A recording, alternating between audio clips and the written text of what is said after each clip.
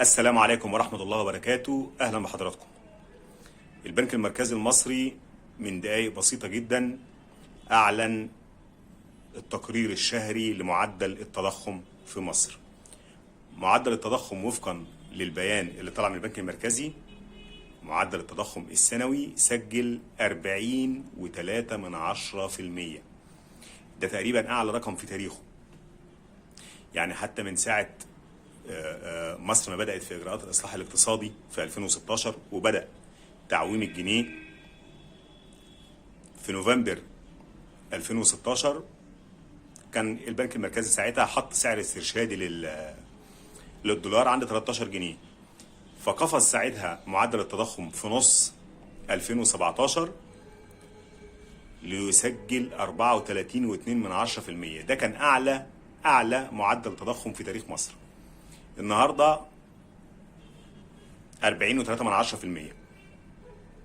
طبعا الصبح كان الجهاز المركزي للتعبئة العامة والإحصاء أعلن المعدل السنوي للتضخم 32.9%. وأنا قلت الفرق قبل كده بين التقرير ده والتقرير ده. تقرير البنك المركزي في سلع هو شايف إن أسعارها متغيرة زي الخضار والفاكهة والحاجات دي مش بيضيفها في التقرير، لكن جهاز الإحصاء بيضيفها في التقرير بتاعه. ارتفاع معدل التضخم، طبعا اسعار البنزين لما زادت الفتره اللي فاتت واسعار كل حاجه زادت الفتره اللي فاتت، والبنك الفدرالي الامريكي شغال فوق دماغ العالم كله. زي ما انا ما كتبت كده او قلت في فيديو من اسبوع، قلت الفدرالي الامريكي بينكد على العالم كله واحنا جزء من العالم. بينكد ليه؟ لانه بيرفع الفايده. كان حد حتى في التعليقات بيقول له احنا مالنا والفدرالي الامريكي. لا يا حضرتك، ما هو كل ما يرفع الفايده هناك كل ما الناس المستثمرين يهجموا على الدولار عشان ياخدوه يحطوه في البنوك الامريكيه وياخدوا فايده اعلى. فلما يهجموا على الدولار حضرتك العمله بتقل، مش قيمتها بتقل، يعني ما بتبقاش موجوده. في نفس الوقت اسعار السلع بتزيد، في نفس الوقت التضخم بيزيد. كارثه طبعا على العالم كله. طيب السؤال بقى، البنك المركزي المصري او لجنه السياسه النقديه في البنك المركزي المصري المفروض ان هي هتجتمع يوم 30 مارس اللي احنا فيه. ليه؟ لتحديد سعر الفايده. هل هتستنى لحد 30 مارس؟ والله اعلم، والله اعلم. انا عارف ان في ناس بتزعل يعني من والله اعلم دي، يعني بيتضايقوا منها قوي. توقعاتي الله اعلم هتحصل ولا مش هتحصل، ان لازم يكون في اجتماع استثنائي للبنك المركزي.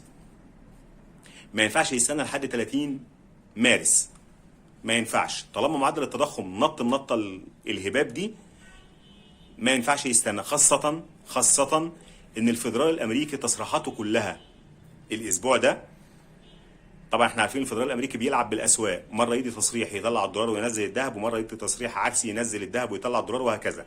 لكن كل التصريحات اللي طالعة حتى من كلام رئيس الفدرالي الامريكي امبارح واول امبارح بتؤكد ان هم مستمرين في رفع سعر الفايدة، وغالبا مش هيبقى 25 نقطة زي ما كان بيتقال، ده ممكن تبقى 50 نقطة الفترة الجاية.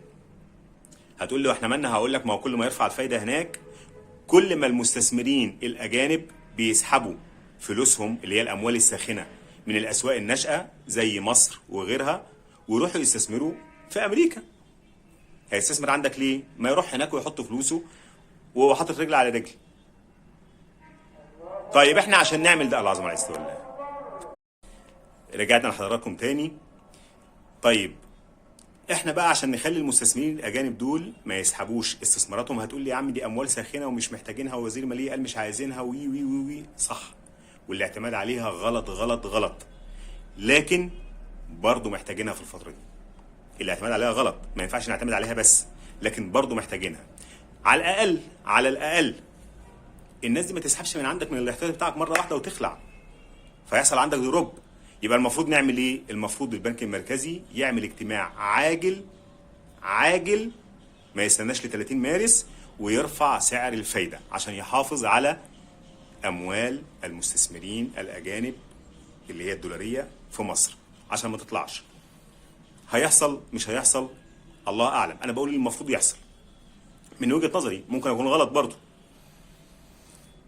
طيب هل ده معناه ان هيحصل شهادات بفايده اعلى؟ انا كنت طلعت من شهر 12 اخر 12 وقلت اللي مستني شهادات باكتر من 25% اللي هي شهادات 30% دلوقتي ينسى، مفيش الكلام ده كله، على الاقل لمده 3 شهور مفيش الكلام ده. وكان الكلام ساعتها كله ان البنك الفيدرالي الامريكي كل التصريحات كان طالعه منهم انه هيرفع سعر الفايده 25 نقطه بس وهيبدا يهدي. الكلام اتعكس، الكلام اتعكس، والفيدرالي الامريكي هيرفع سعر الفايده غالبا 50 نقطه، وبالتالي الاسعار كلها عالميا هتزيد، وبالتالي التضخم هيزيد. اذا المفروض يحصل شهادات 30%، المفروض. لكن توقعاتي مش هيحصل. خد بالك من الفرق بقى، المفروض يحصل شهادات 30%، حق ربنا وحق الناس. طالما التضخم عندك ضرب الضربه السوداء دي 40.3%، فما ينفعش تدي للناس 16% ولا 18% ولا 17%، ما ينفعش. على الاقل هي 30%، لكن ما اعتقدش ان ده هيحصل. مش متوقع ان ده هيحصل. طب ايه اللي هيحصل؟ اعتقد والله اعلم ان ممكن يجدد الشهادات ال 25% تاني. هتقول لي طيب ما حضرتك ما تنساش ان في 750 مليار جنيه اللي هي الشهادات ال 18%، المفروض ان مواعيد الاستحقاق بتاعتها هتبدا من 22 مارس اللي احنا فيه لحد تقريبا شهر مايو، 5 مايو او حاجه زي كده، اخر حد يعني اكتتب في الشهادات دي. طيب ما الناس دي لو ما لقوش شهادات عاليه هيسحبوا فلوسهم. هقول لك انا مختلف معاك في دي، برضو جايز اكون غلط. مختلف ليه؟ لان ال 18% الشهادات اللي اتعملت ال 750 مليار دول، وفقا لتصريحات رئيس اتحاد البنوك، قال ساعتها ان 60% من الفلوس دي او 70% على ما افتكر من الفلوس دي كان شهادات 11% وتعاد، يعني اتكسرت واتعملت 18%. يعني دي مش فلوس داخله من بره. تاني حاجه، في ناس كده زي ما انا قلتها مره واثنين وثلاثه، في ناس كده محتاجه العائد الشهري. فهتقول لي لا ما هم هياخدوا الفلوس دي وهيروحوا يشيلوا بها ذهب او هيشيلوا بها دولار. هقول لك في ناس، في جزء هيعمل كده، لكن في الجزء الاكبر مش هيعمل كده. ليه؟ لانه محتاج عائد شهري يساعده على سد احتياجاته، خاصه مع ارتفاع الاسعار دي.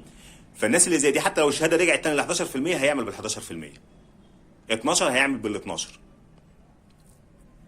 ده رايي، ممكن اكون صح وممكن اكون غلط.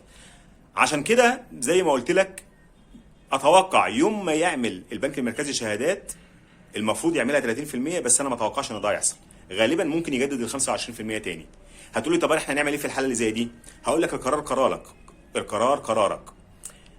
لكن النهارده احد البنوك اللي هو العربي الافريقي دخل عمل قبل الاعلان بتاع البنك المركزي بتاع التضخم، دخل اعلن عن شهاده جديده لمده 3 سنين ب 18.75%.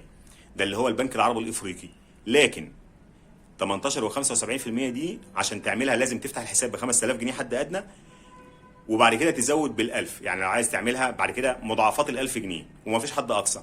لكن 18.75% هتصرفها كل سنه، دي نهايه السنه. لو عايز كل شهر يبقى 17.4%، كل 3 شهور 17.5، كل 6 شهور 17.75، كل سنه يبقى 18.75. لو ما حصلش شهادات اكتر من 18%، رايي ان انت ما تعملش شهادات ب 18% ولا ب 20%. رايي ان انت تشتغل في اذون الخزانه وسندات الخزانه. اشتري لمده 3 شهور زي ما قلنا للناس قبل كده، عشان لو الدنيا قلبت ولقينا بنوك دخلت عملت شهادات ب 30% ولا حاجه والجو سخن. طالما العربي الافريقي بدا النهارده بده، هو بيبدا بده ليه؟ عمل الشهادات دي النهارده ليه؟ قبل الاجتماع المركزي اصلا، لانه هو قاري وشايف، فداخل ينافس مع البنوك. بيقول لك مش هستنى لما البنك المركزي يعلن سعر الفايده ويرفعها فيجي بنك مصر وبنك الاهلي يعملوا شهادتين عاليين فيسحبوا البساط مني ويسحبوا الناس مني. انا اربط الناس من دلوقتي بالشهادات ال 18.75% اللي هي اعلى شهاده في السوق. عشان كده هو اعلن ده. ممكن بنوك تانية تطلع تنافس 25، ممكن بنك يروح مطرقع ويقول لك 30. وارد. عشان كده بقول لك لو ما حصلش شهادات، لو اعلى شهاده شفتها 20%، خليك في اذون الخزانه واعملها 3 شهور فقط، عشان لو في شهادات جديده اتعملت معدل التضخم فضل في ازدياد، يبقى اكيد هيعملوا شهادات اعلى. ساعتها تعمل ايه؟ ساعتها تشيل فلوسك من هنا من اذون الخزانه، ان شاء الله تكون مشتريها النهارده، تاني يوم تروح تبيعها وتاخد فلوسك وتعمل فيها الشهاده. رايي صح غلط انا بقوله لوجه الله، في النهايه تقبلوا تحياتي وربنا يكتب لكم الخير جميعا. سمير طنطاوي. السلام عليكم ورحمه الله.